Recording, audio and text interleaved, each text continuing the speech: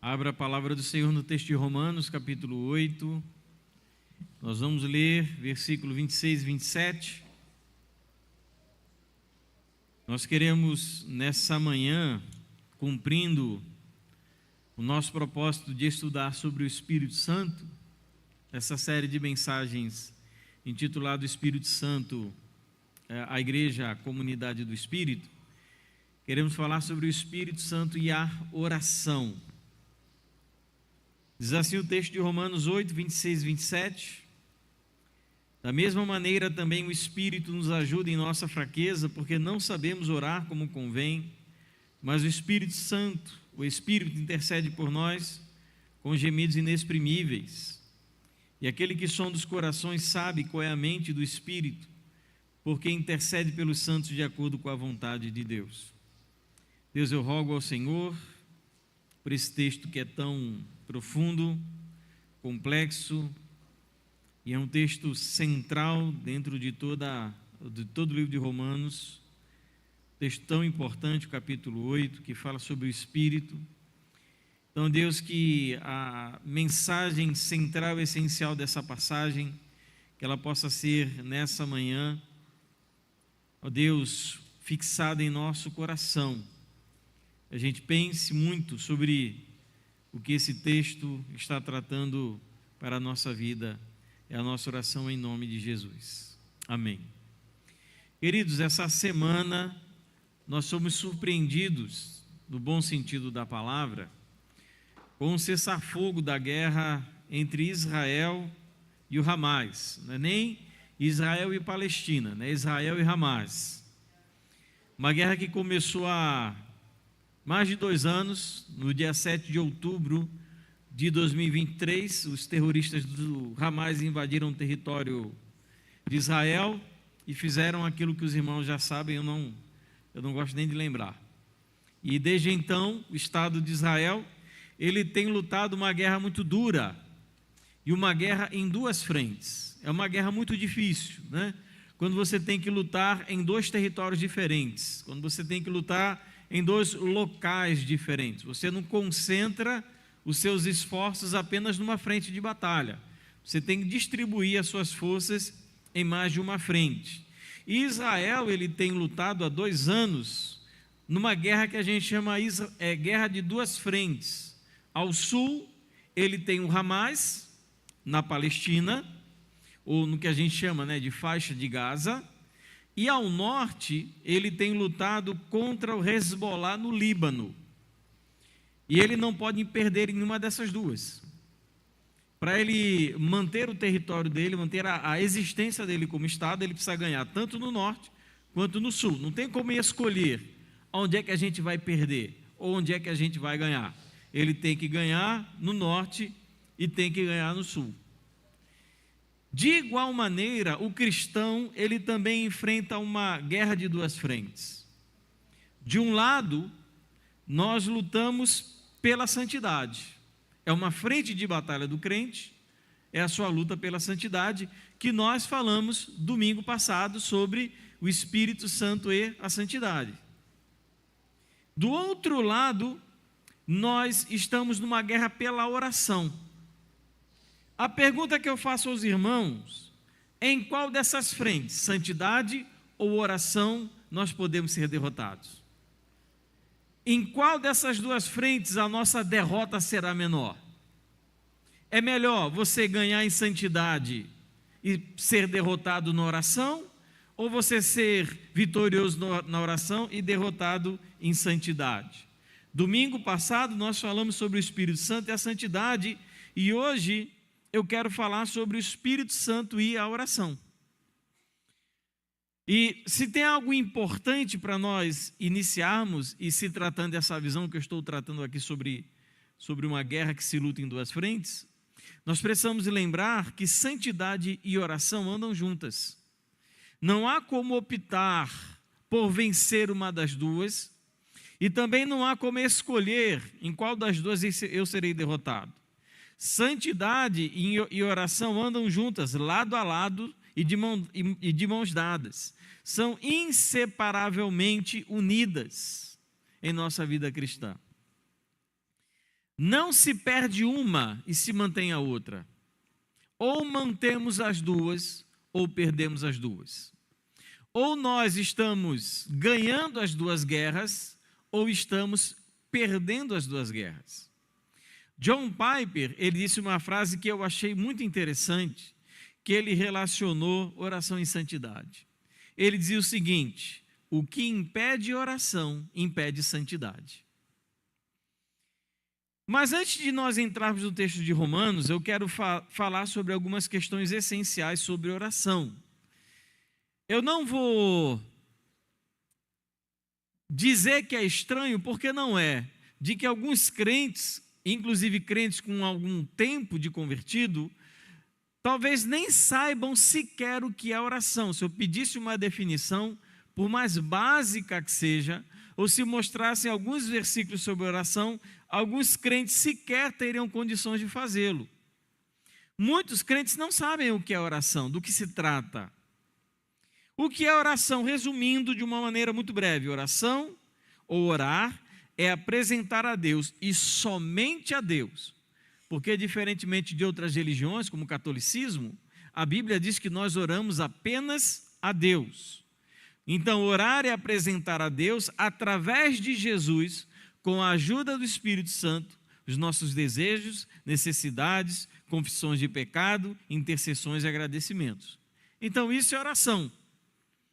É você apresentar ao Pai, através de Jesus, com a ajuda do Espírito, a sua vida, seus desejos, seus problemas, suas angústias, suas vitórias, tudo isso diante do Senhor. E nós somos orientados pela Bíblia a sempre que nós nos dirigirmos a Deus em oração, nós fazemos a nossa oração em nome de Jesus.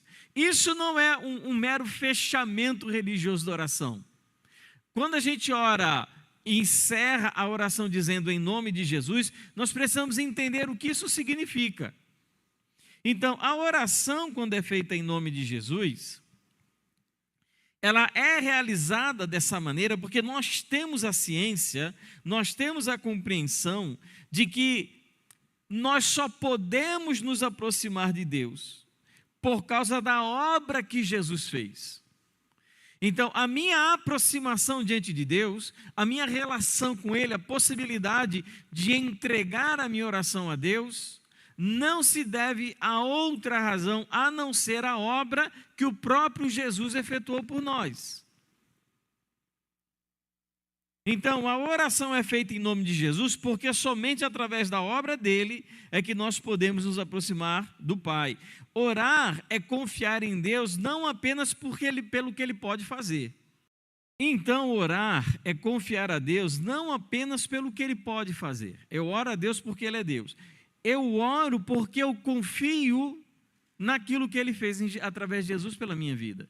Então, isso é oração e é por essa razão que eu oro em nome de Jesus, porque eu tenho fé na obra que Jesus realizou. Eu tenho fé no que Ele pode realizar por intermédio das minhas orações, por isso que eu guardo as minhas orações para Ele, e eu também tenho fé naquilo que Cristo Ele pode fazer mediante a minha intercessão. Por isso, a fé em Deus é um elemento essencial da oração. Hebreus capítulo 3, versículo 12, Hebreus capítulo 11, versículo 6, Tiago 1, 5 a 8, Tiago 5, 15, são todos elementos, todos textos que vão dizer que a oração é um elemento essencial, que a fé é um elemento essencial para a nossa oração. Mas as nossas orações, elas podem ser impedidas. Quer dizer, você pode estar falando sem necessariamente estar orando. Você pode, no seu café da manhã, no seu quarto, se dirigir a Deus sem, no entanto, estar sendo ouvido por Ele. E o que impede as nossas orações? Nós temos aqui 5 razões de impedimento às nossas orações. Primeiro impedimento para as nossas orações serem ouvidas por Deus estão os pecados dos quais desistimos de lutar contra eles. Sabe aquele pecado que você nem luta mais? Aquele pecado que você não faz mais questão de batalhar contra ele, que você já se resignou?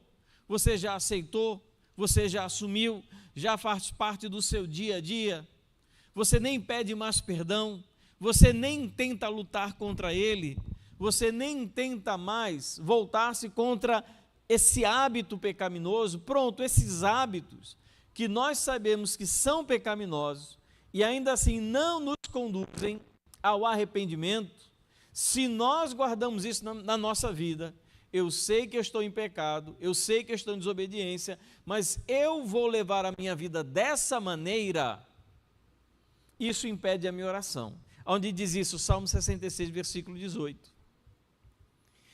Agora, o orgulho, a soberba e a arrogância também impedem a nossa oração. Tiago, capítulo 4, versículo 6. Quando o meu coração é orgulhoso, quando o meu coração é soberbo, quando eu sou uma pessoa arrogante, as minhas orações também deixam de ser atendidas. Deus, ele aos humildes concede a sua graça, mas ele resiste aos soberbos. Outra razão pela qual as nossas orações elas não são ouvidas, não é que elas demoram a chegar a Deus, não é que elas demoram a ter uma resposta, é que elas não são ouvidas quando nós não perdoamos alguém. Mateus capítulo 6, 14 e 15. Se você não perdoará, o Pai que está no céu também não vai perdoar você. Então, se tem alguém, uma pessoa na sua vida que você não perdoa, a falta de perdão interrompe as nossas orações. Uma quarta razão, discórdia no lar. 1 Pedro capítulo 3, versículo 7. Quando nós temos um lar desestruturado, uma relação conjugal conturbada, quando não há paz dentro da nossa família, quando não há disposição de amor, de compaixão e de graça dentro do nosso lar, as nossas orações, elas não são atendidas. Elas não são ouvidas. Então, se você vive uma relação conflituosa no lar, e a sua vida de oração, suas petições, seus desejos, seus pedidos, eles não são no sentido de que Deus ele conserte, restaure, trate, cuide da sua família através da sua própria vida, o que acontece? As nossas orações não são ouvidas.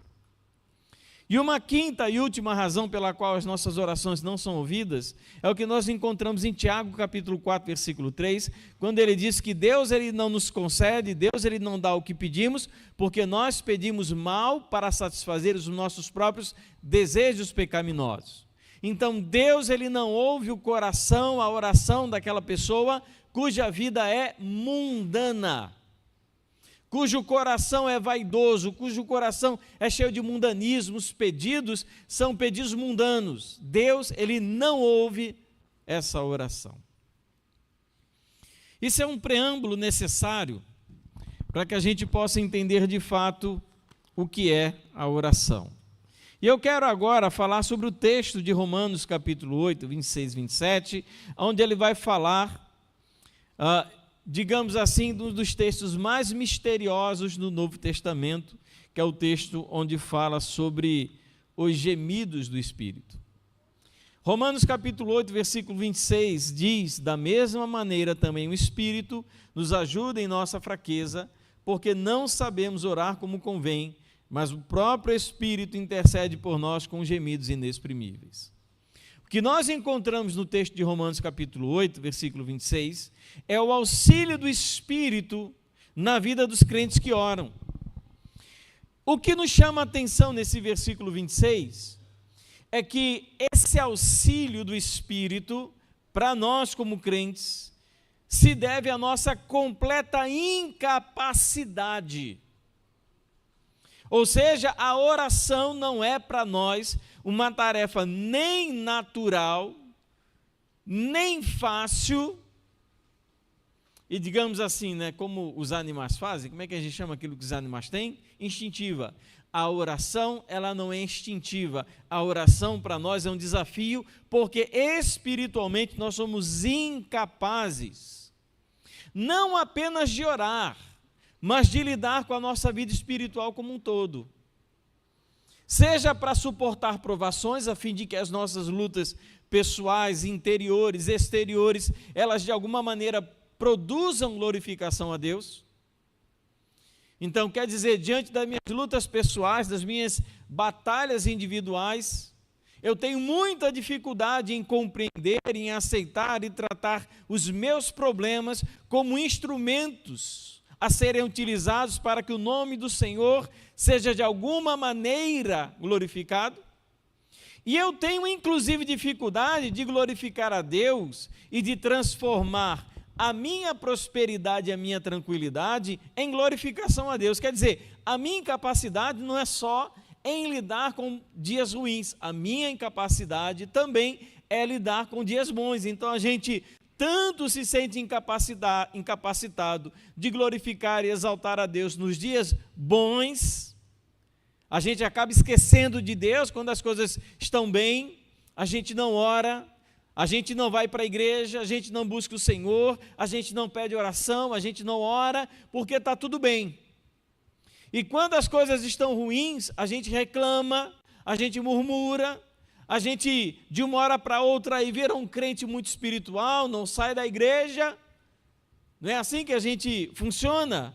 Então isso demonstra uma grande incapacidade do ser humano em lidar com a sua vida, de maneira que seja uma vida que se encaixe dentro da vontade e do propósito de Deus. Então o Espírito ele vem como um auxílio por conta dessa nossa incapacidade. Então não é só pela questão da oração que o Espírito é o nosso auxílio, é pela nossa incapacidade de gerir a nossa vida de acordo com a vontade de Deus. Então, nós temos a necessidade do auxílio do Espírito na nossa vida, e aqui em Romanos 8, na mais essencial demonstração de uma vida espiritual, que é a nossa oração.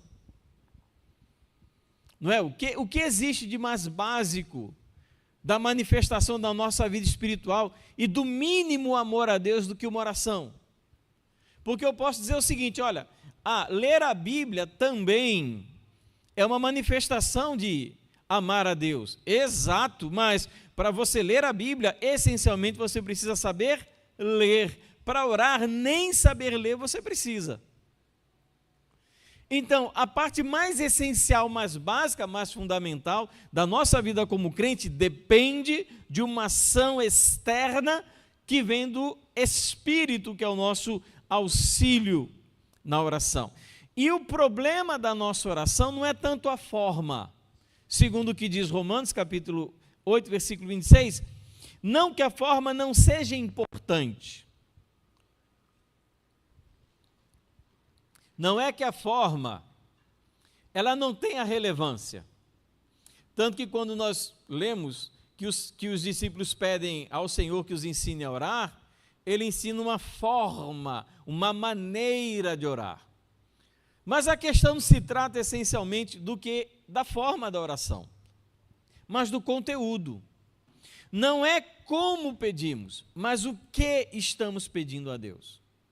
A forma é relevante, é importante, sim é, mas o que nós estamos pedindo é mais importante do que a forma como nós pedimos. E por quê? O que pedir se torna mais relevante da maneira como pedir. Porque nem sempre nós temos a certeza de qual seja a vontade de Deus para a nossa vida. 1 João 5,14 vai dizer o seguinte, que Deus ele vai nos dar as coisas que nós pedimos se forem da sua vontade.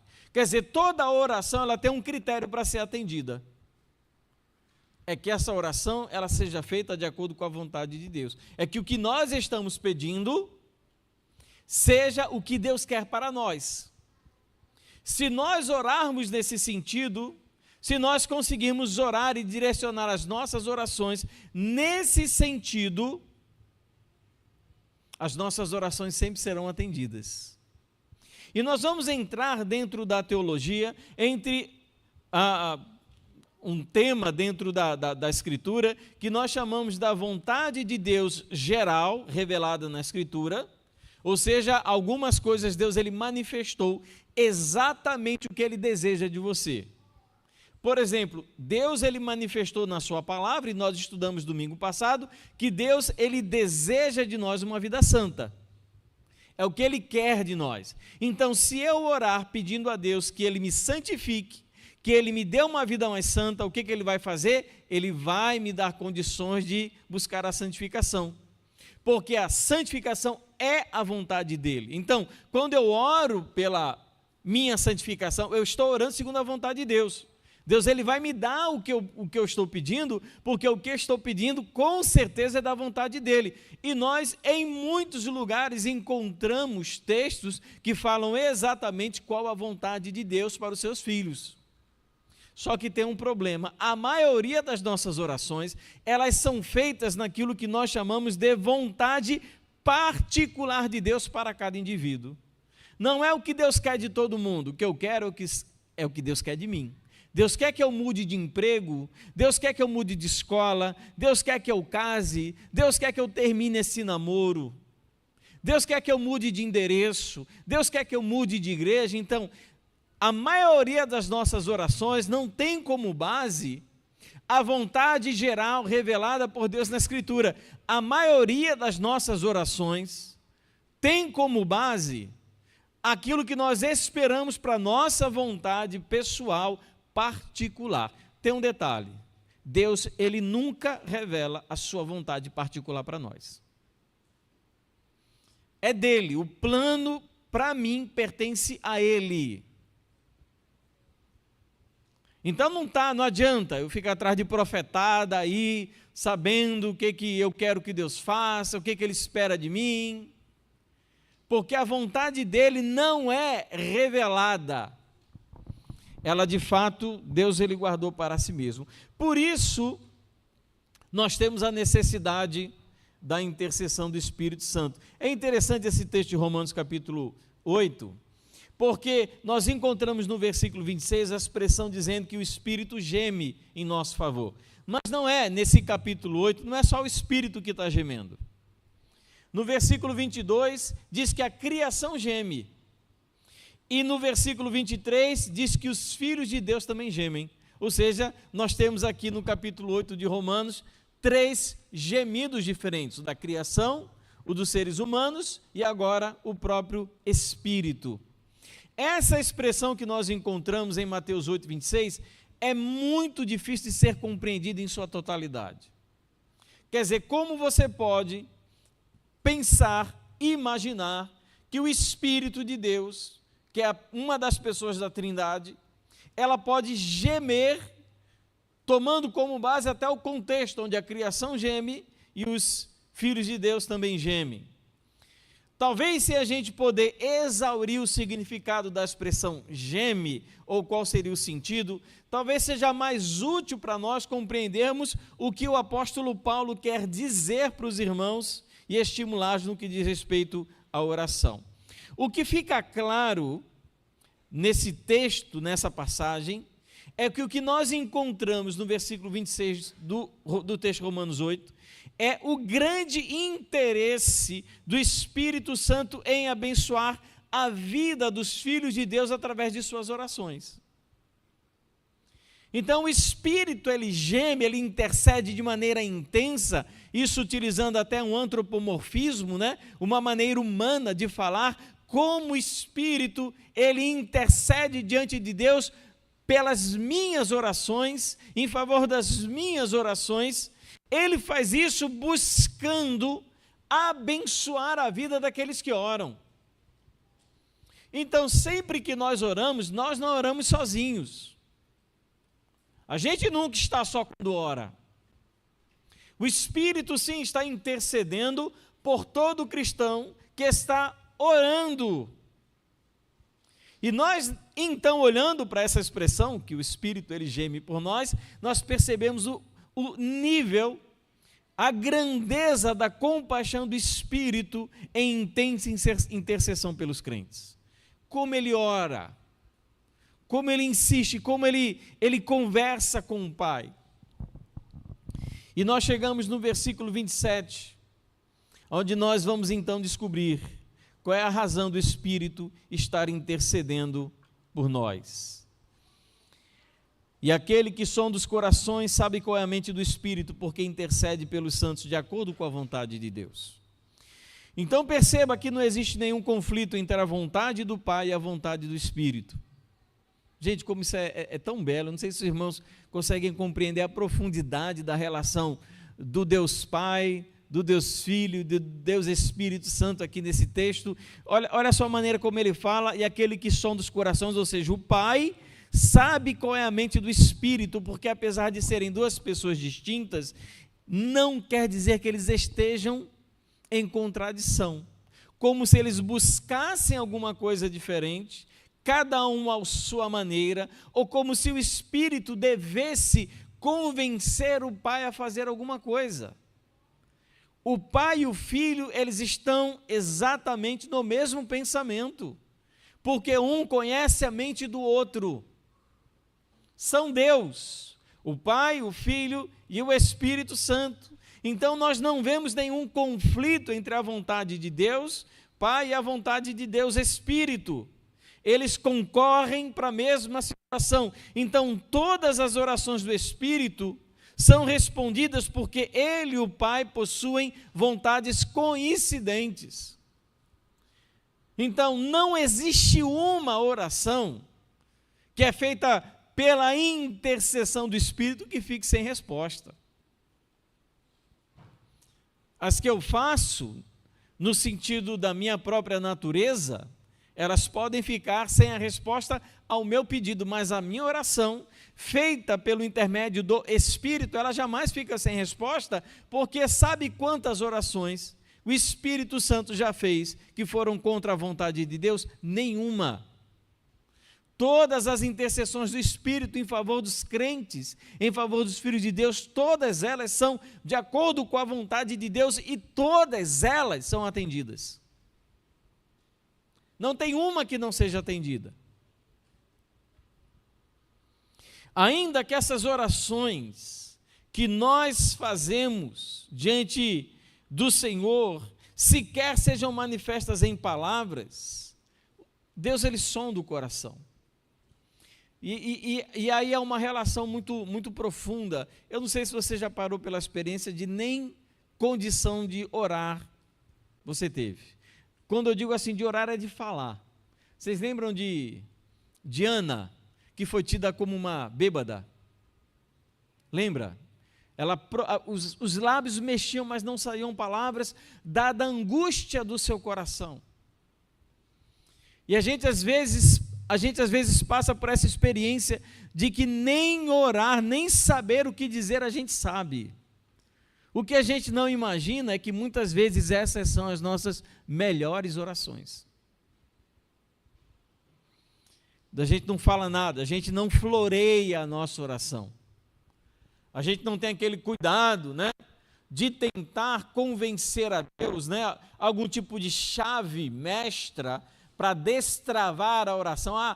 Por que Deus ele não atende as minhas orações? Não, é porque você não está orando do jeito certo. Aquele Dave Anshu, né, que depois virou Paul Anshu, ou ao contrário, eu não lembro, é Paul Anshu, depois virou Dave Anshu, que é o da igreja lá da Coreia, que é considerada a maior igreja do mundo. Ele tem um livro que fala sobre oração. É um dos piores livros sobre oração que você pode ler na sua vida. Dos piores. É pura confissão positiva. Então, quando você diz assim, Deus, eu quero uma esposa para casar, você tem que dizer a altura, a cor do cabelo, a cor dos olhos, porque senão não destrava a resposta. Deus ele vai lhe dar qualquer coisa. Você vai pedir uma bicicleta, esse é um exemplo que ele dá. Você tem que dizer a cor da bicicleta, o aro da bicicleta, o freio da bicicleta, porque senão ele pode lhe dar qualquer coisa. Isso não existe. O problema da oração não é esse. O problema da oração é que nós precisamos orar segundo a vontade de Deus. Deus ele não precisa de detalhes tão pequenos de nós dois para poder responder orações. Ele não precisa disso. O que nós precisamos é entender que Deus ele atende orações se forem da vontade dele. E muitas vezes essa oração que a gente faz, sequer são manifestas em palavras. Eu já passei por essa experiência. De estar passando por muita angústia, por muita dor, por muito sofrimento, e eu me colocava de joelho diante do Senhor em oração, e eu me perguntava, eu vou começar por onde? Eu não sei nem por onde eu começar. Eu não sei nem como é que eu falo o que eu tenho para dizer. chorava, se derramava, gemia, esperando que Deus, ele sondasse o meu coração e pudesse tirar alguma informação lá de dentro.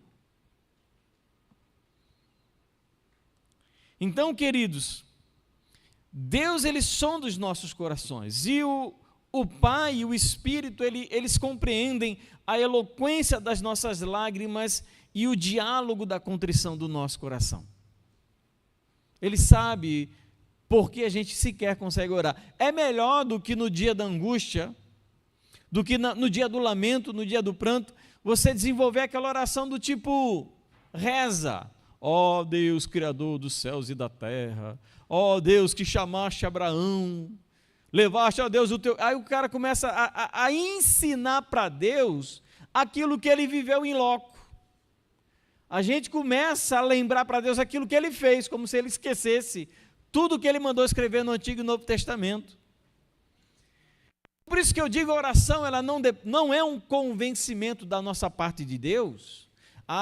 Se eu usar as palavras adequadas, se eu usar a fórmula correta, Deus, ele vai se ver obrigado a me dar aquilo que eu estou pedindo. Ou como uma expressão que eu ouvi muito em meios pentecostais e neopentecostais, a nossa oração precisa colocar Deus contra a parede.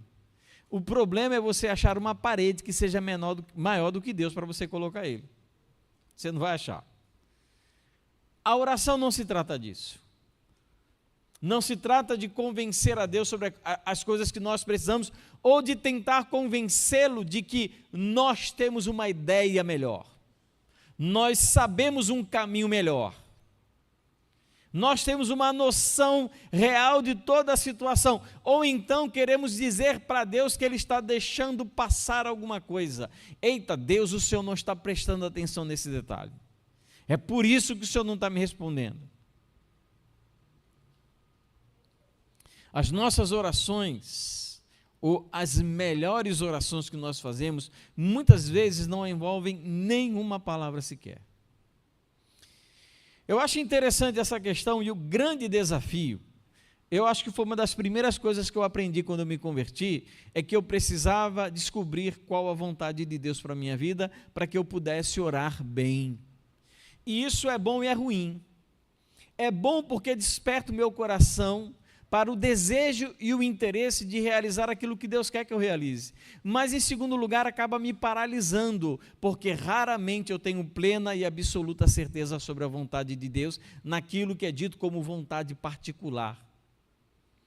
Então, eu acabava não fazendo nada, porque eu não sei o que Deus quer.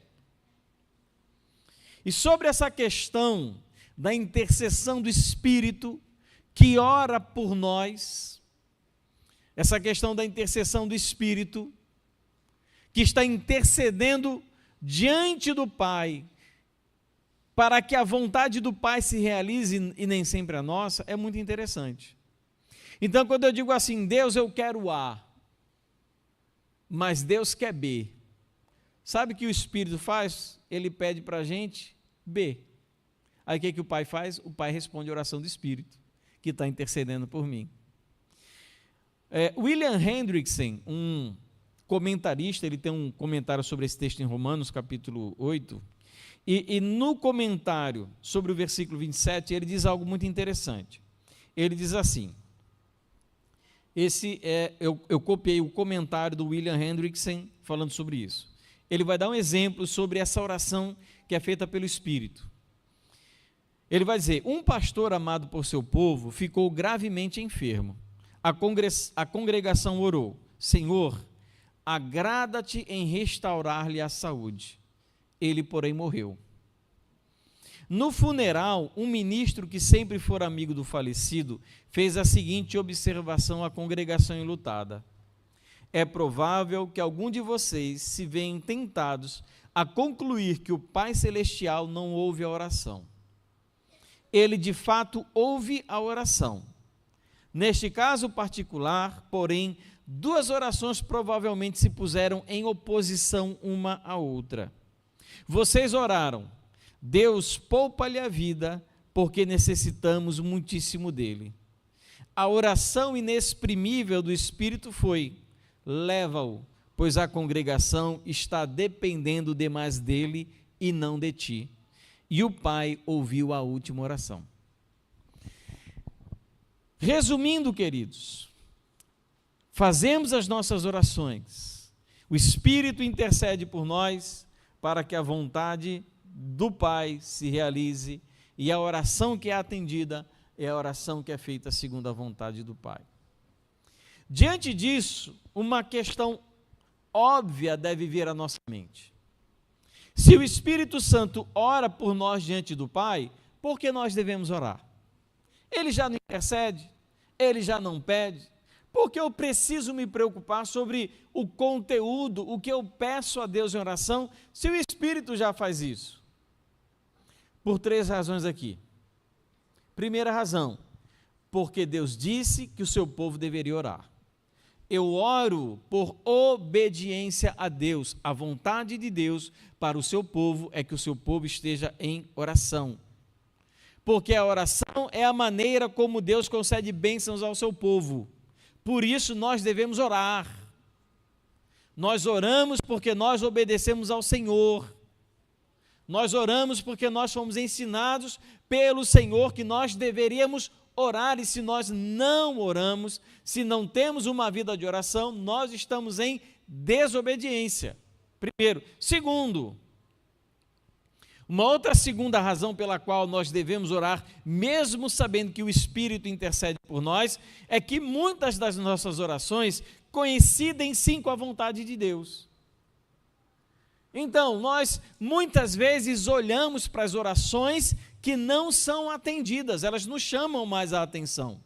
Quando nós oramos pedindo alguma coisa e aquela coisa não nos é concedida, ela não vem, ela não acontece, nós então desanimamos na oração, sem lembrar que muitas das coisas que nós pedimos, o Senhor nos concede.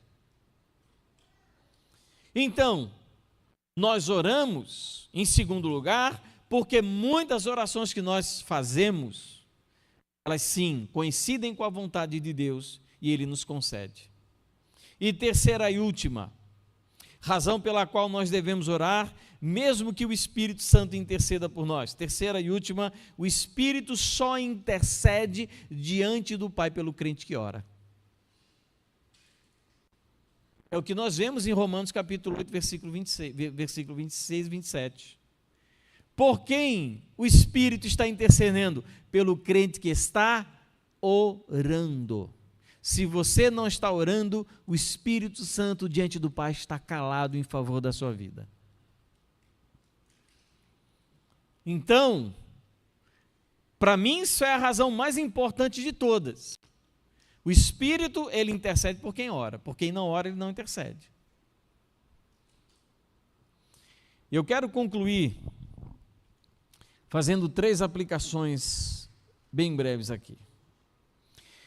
Quando nós falamos e percebemos a relação do Espírito imbuído, inserido dentro do contexto das nossas orações, nós chegamos à primeira conclusão e à nossa percepção de que as nossas orações elas são muito importantes para Deus. Como Deus Pai, o Deus Filho e o Deus Espírito, eles estão imbuídos, inseridos, preocupados, ativos dentro da nossa oração. Nós batistas falamos muito sobre a fórmula batismal, no que trata, por exemplo, eu te batizo em nome do Pai, do Filho e do Espírito Santo. Aqui nós temos uma outra atividade espiritual, igualmente importante ao batismo, que nós também encontramos as 3 pessoas da Trindade. Você ora ao Pai, através do Filho, pela intercessão do Espírito. Então, Deus, Ele considera a minha oração algo extremamente importante. Por isso eu preciso orar. Segundo, é uma grandiosa obra de Deus em nós e através de nós. Quando eu oro, Deus, Ele está trabalhando na minha vida. Talvez de maneira silente, talvez de maneira quieta, talvez de maneira micro, talvez de maneira pequena, talvez até de maneira tímida, mas Ele está trabalhando. Ele está agindo, Ele está fazendo, Ele está preparando, Ele está realizando coisas que aparentemente os nossos olhos não conseguem perceber, mas na oração Deus Ele não fica parado. Então eu oro porque através da minha oração, Deus Ele está agindo em mim como aquele que ora. Deus me santifica, Deus me aproxima dEle, Deus me sensibiliza, Deus me toca, Deus me transforma. E através da minha oração e da minha vida, Deus Ele realiza grandes coisas. A gente ora por um familiar 10, 15, 20 anos, para que ele se converta, daqui a 20 anos ele se converte. Isso foi resultado das suas orações. Então, queridos, nós precisamos orar, porque a oração é uma grande obra que Deus Ele faz em nós e através de nós. E terceiro e último lugar, como conclusão, nós precisamos orar, porque, queridos, ter uma vida de oração é uma necessidade da igreja do Senhor. Porque a igreja é pobre, porque ela não é porque ela não tem dinheiro, não é porque ela não ora. Porque a igreja é desanimada, não é porque ela não tem uma banda aqui e coral, não, é porque ela não ora. Por que a igreja não tem ministério, não sei do que? É porque a igreja não ora. Essa é a razão de toda a pobreza espiritual, de toda a apatia e de todo o desânimo dos crentes, porque os crentes, eles não oram, não tem outra razão. Não precisa de um psiquiatra não, viu, para saber, doutor, eu vim aqui saber por que a minha vida espiritual é tão desanimadora. A pergunta que eu faço, você ora quanto por dia? Quanto tempo você gasta em oração? Você gasta mais tempo com Netflix ou com oração? Você gasta mais tempo com jogo de celular ou com oração? Você gasta mais tempo com Instagram ou com oração? Está aí a resposta. Aí quando você chegar no céu na eternidade e perguntar para o papai do céu, Deus, por que o Senhor ouviu tão poucas orações que eu fiz? Ele vai dizer, porque você fez poucas orações. E eu gostaria de concluir essa reflexão, e eu quero que você preste muita atenção nisso daqui. Eu separei algumas frases ditas sobre oração por homens de Deus que oravam. E eu quero concluir falando algumas, eu separei algumas orações, algumas frases ditas sobre oração por homens de Deus que oravam. Isso tanto para a nossa humilhação, porque eu vendo quem falou, sabendo da vida desses homens, e vendo o alto nível de importância que eles davam à oração, eu me senti humilhado. Mas também, queridos, para a nossa inspiração. Que a gente possa se inspirar nos gigantes da nossa fé, para que a gente aprenda a orar mais. John Bradford, ele diz o seguinte: enquanto o homem ora, o céu trabalha.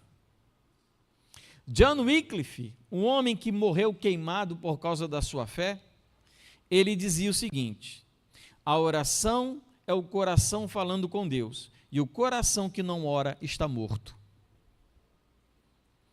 Samuel Rutherford, ele dizia o seguinte: a oração é o navio que transporta a nossa fé através das tempestades.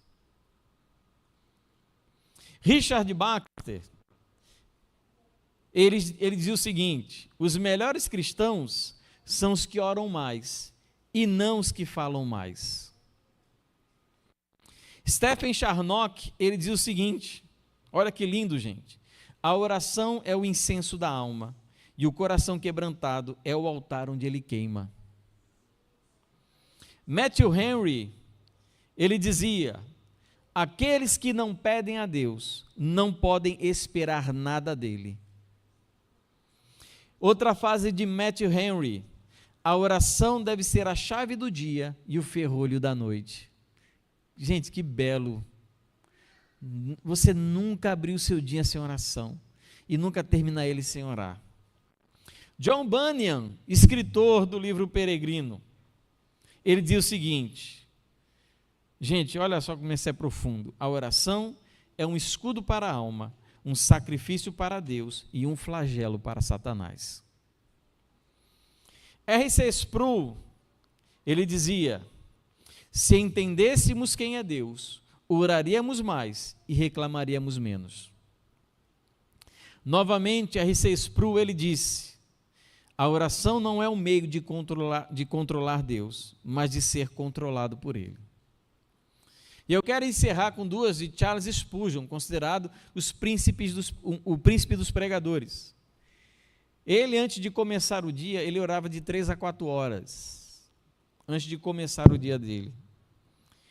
Ele diz o seguinte, primeira frase: quando Deus quer abençoar o seu povo, Ele sempre o move primeiro à oração.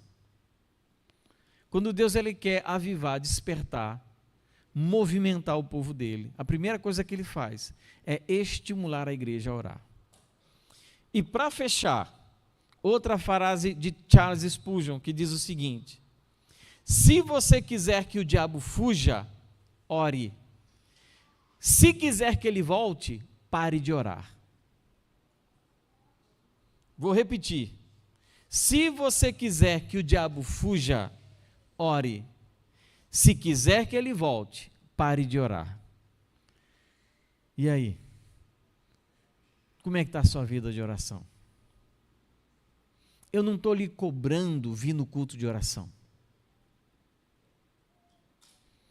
Diferente, você vir no culto de oração, com todo o valor que ele tem, é diferente de ter uma vida de oração. Eu não quero que você diga, eu orei durante a semana. Quando? Na quarta-feira à noite. E nos outros dias. Eu não estou perguntando se você vem ou não para o culto de oração. Eu não estou analisando a minha vida espiritual e a vida espiritual dos irmãos por intermédio da presença ou não no culto de oração. Eu estou perguntando como vai a sua vida particular e pessoal de oração.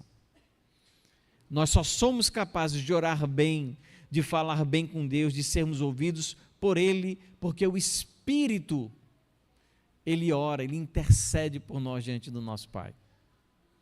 Ele conhece a mente do Pai, o Pai conhece a mente do Espírito. Então, aquela oração maluca que eu faço, aquela loucura que eu peço a Deus, o Espírito olha para mim, é igual aquele tradutor que vai traduzir uma loucura e vai falar a coisa certa, né? Eu disse, não, Senhor, ele não sabe nem o que ele está pedindo. Uma certeza eu tenho na minha vida, que se Deus tivesse me dado, ele tivesse me dado tudo que eu pedi em oração, a minha vida hoje seria uma completa desgraça. Se Deus atendesse as minhas orações e não as orações do Espírito, a minha vida seria uma desgraça. Graças a Deus, porque nem todas as minhas orações Ele ouve. Ele ouve aquelas que são da vontade dEle, porque a vontade dEle é boa, perfeita e agradável. Feche seus olhos, vamos orar ao Senhor.